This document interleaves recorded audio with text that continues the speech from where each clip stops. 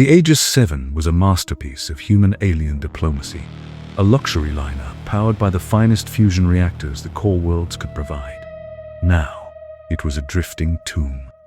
The ship had strayed into the dead sector, a pocket of space where a natural dampening field rendered all fusion, plasma, and high-density battery cells inert.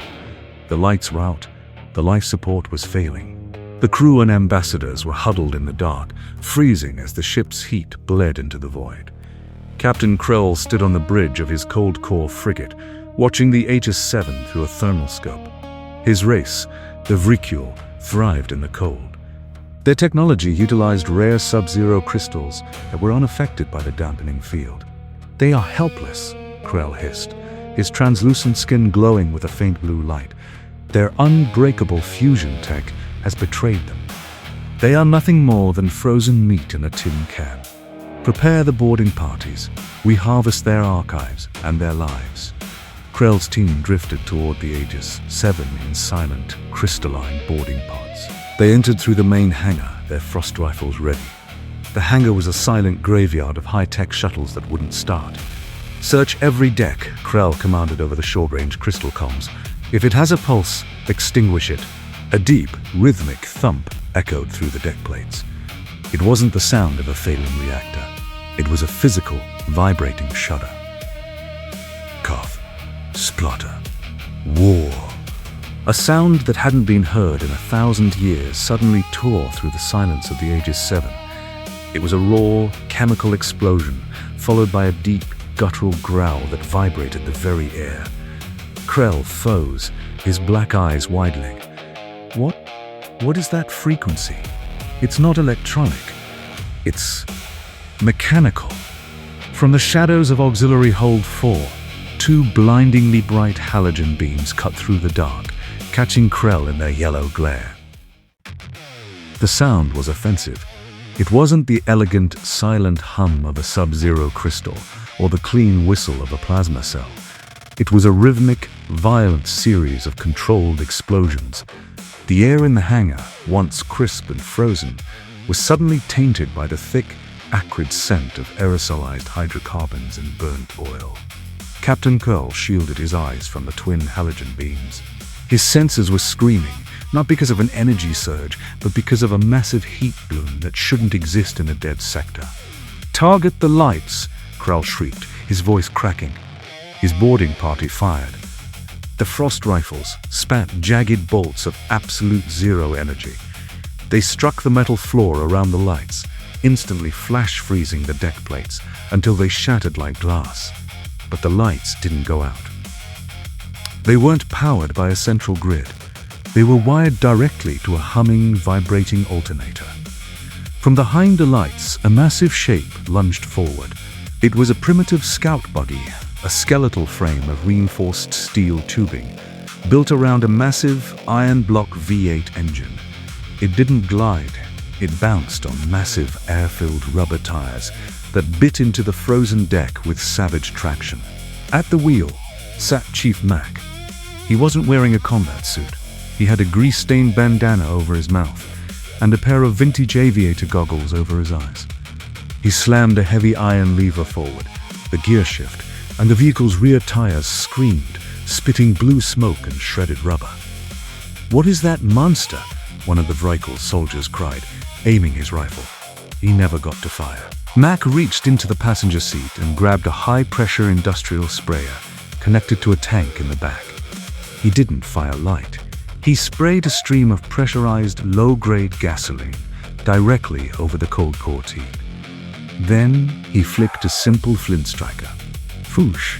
In a sector where technology was supposed to be dead, the hangar was suddenly illuminated by the primal orange fury of a chemical fire.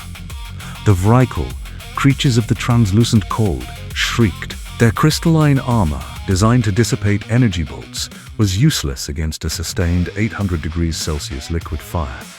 The heat caused their cold core crystals to fracture and pop like popcorn. "It's a combustion engine," Krell realized, his skin blistering as he dove behind a frozen shuttle. "It's using chemical bombs. He's burning the very air." Mac didn't stop to gloat. He floored the accelerator. The V8 roared, a deafening 120-decibel mechanical scream that shook the Vrykul to their bones. He drove the 3-ton steel buggies straight over the Crystalline barricade, the heavy iron chassis crushing the delicate Vrykul armor into powder. Chief Mac, his voice barely audible over the roar of the engine, yelled, "Welcome to the Stone Age, boys. Hope you brought a coat." The Aegis 7 was designed for the elegant, silent footsteps of diplomats and the soft chime of service droids. It was not designed for a 3-ton steel predator with 500 horsepower. Captain Krell retreated down the primary concourse, his breath coming in jagged, freezing gasps. Behind him, the sound was gaming. It wasn't a pursuit, it was an earthquake.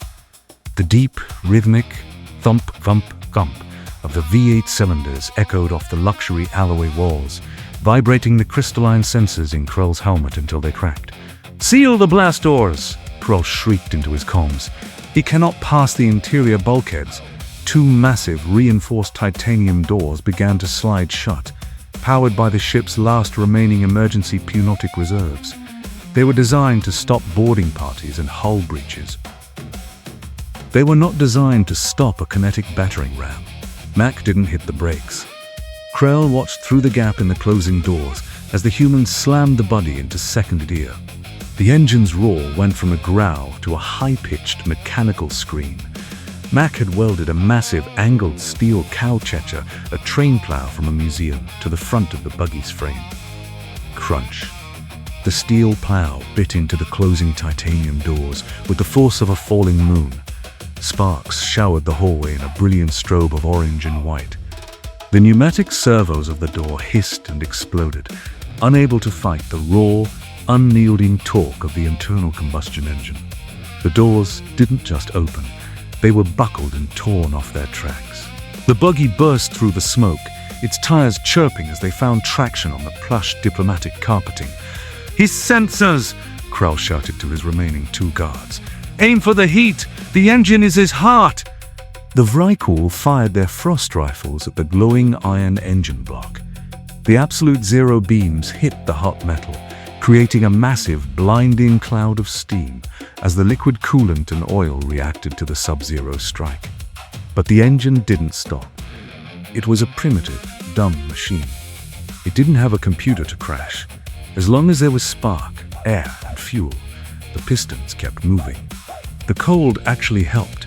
The Vrykul's frost rifles were inadvertently acting as an extreme intercooler, making the engine run even leaner, even harder.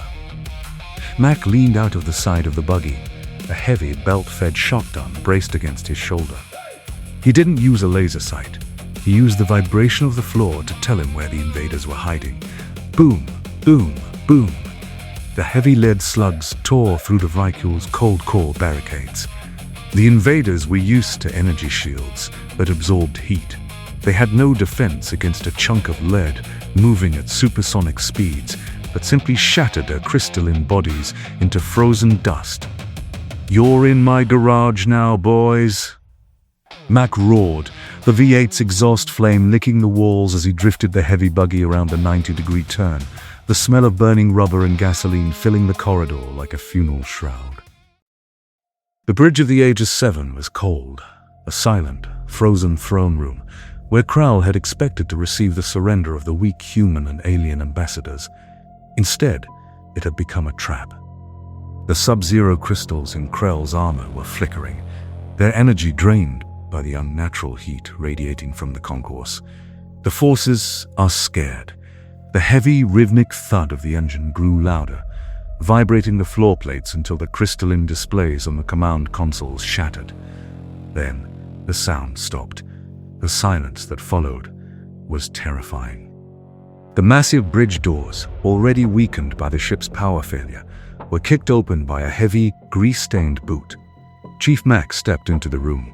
He wasn't driving the buggy anymore.